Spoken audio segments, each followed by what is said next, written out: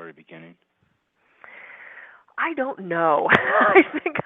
I think I shot out of the womb supposed to be doing this. I was a theater major, so I thought I'd be performing, and every time I step on stage to do a lecture or workshop, or with the radio, and I do a lot of TV and live lectures, and it is a performance to me. I want to make people laugh. I want to be engaging.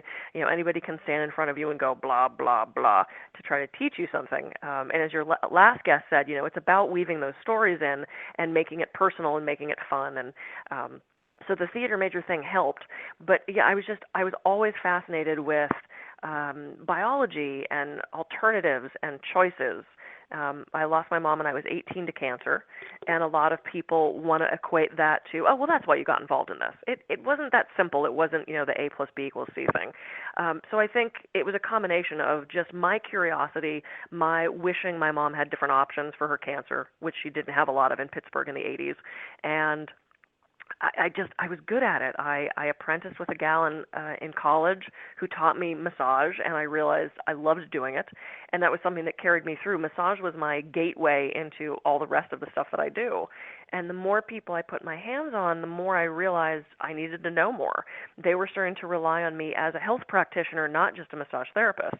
So I got more education, and I studied more, and I started writing more, and here I am 25 years later, which sounds crazy. With my fifth book is done. I just get the final edits back this week, and with the TV and the radio, and it's built into something I never would have imagined. And it was just a total calling. It's what I'm supposed to be doing, and who knows what I'm supposed to be doing 10 years from now. But for now, this is what I've built up to, and I love it. And the more people I can help, that's why I do it. I want people to know they have choices and options. So I'm going to go back to some. You've been on a couple different shows of ours here at Tough Talk, mm-hmm. and we used to have a show called Health Chat, where mm-hmm. holistic and medical came together.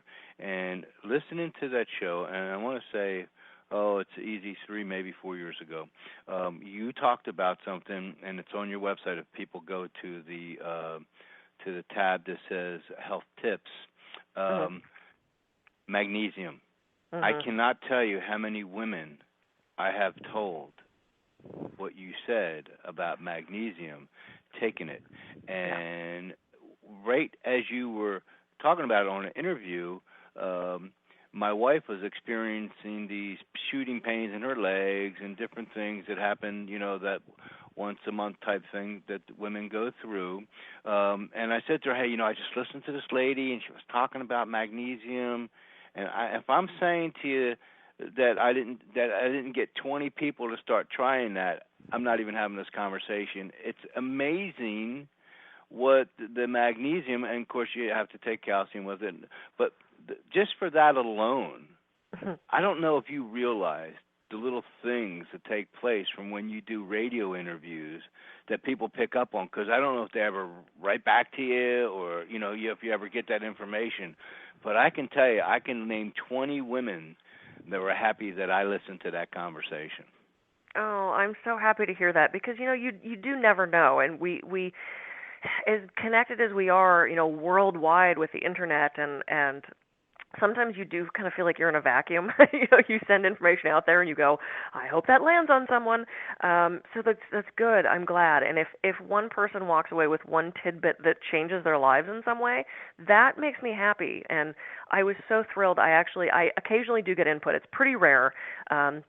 But I got an email yesterday where I had done a podcast, and we were talking about self-love and how sometimes we don't like ourselves, but we have to love ourselves, and I somehow launched into that, which is not something I normally talk about, but with the flow of the conversation, that's what came out. And I had forgotten I even said that. We recorded this like months ago, and it finally aired, and I got a very simple email from a woman like 2 days ago, and it simply said, thank you so much for reminding me to love myself.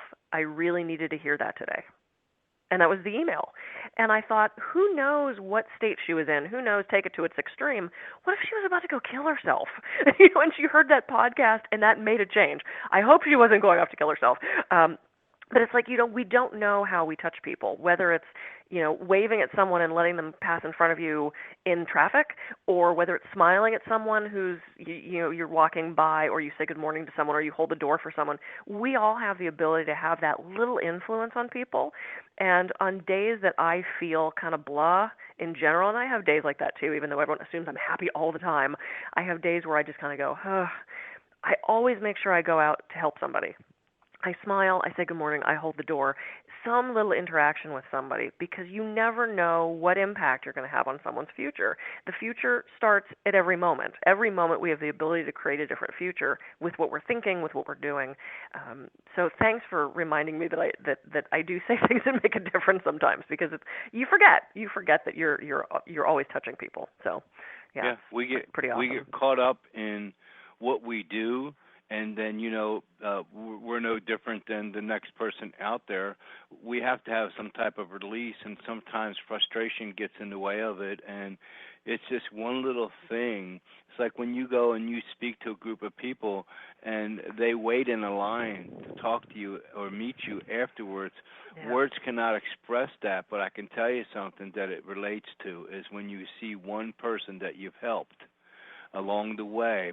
It's the same payoff, and that's why it's important for them to understand talking more about their ups and downs so that other people can realize, you're successful, very successful, but you didn't just jump out of bed one day and become very successful. There was a journey that you went on to get there, and it's still taking place. And so when people can realize that you're just as human as they are, they can realize how they have the same ability to be in the direction of greatness like you are. Absolutely. So and I think it's important for people to know that. I completely agree with you, and I've heard so many speakers and workshop leaders who just, expound about how great they are, and they never share their struggles. And to me, that's kind of a disservice to themselves, because one, it's really easy to come off pompous, which I never try to do. I have such a great life. There's so few things I can complain about, and honestly, the things I could complain about, it's like pointless in comparison to what so many other people are dealing with. So I value and cherish every moment, everything I have. But it's important to, I think it is important to share struggles and stories. And there was one day where I had a client come in the office, and she said, "How are you?" And I said, I'm just feeling like crap. I feel really down today, and I'm feeling like I'm just struggling with everything, and I'm not in a good space right now, and I felt like this for a couple days. And she goes, "Oh, thank you." And I said, "What?" And she goes, "Thank you for telling me that." She said, "I see what you post on Facebook, and you're always accomplishing things, and you're always happy, and you're always just so positive." She said, "And it's so comforting to know that there are days you don't feel good." I'm like, okay, it's like I would never think that I would be comforted by the fact that I feel like crap. But it's true. It's like, we're human beings, and Journey of Healing, which is the book that's just about to come out, that's what it's all about. And I think there's probably about 20 personal stories woven through this book that I call pivotal moments, and they talk about how I was horribly bullied through school, how I was beat up, how I was, paper was thrown down the back of my pants, and it was so humiliating to me. I'd get home from school and I'd go to change, and there'd be, all these little pieces of paper in my room, and my mom's like, "What is that?" I'm like, "Oh, no, nothing." It was humiliating to be teased for everything, and the name calling, and the very few people, unless they were the bullies, knew I was going through that. And everyone looks at me now and, "Oh, I'm so fun and popular and friendly and da da da."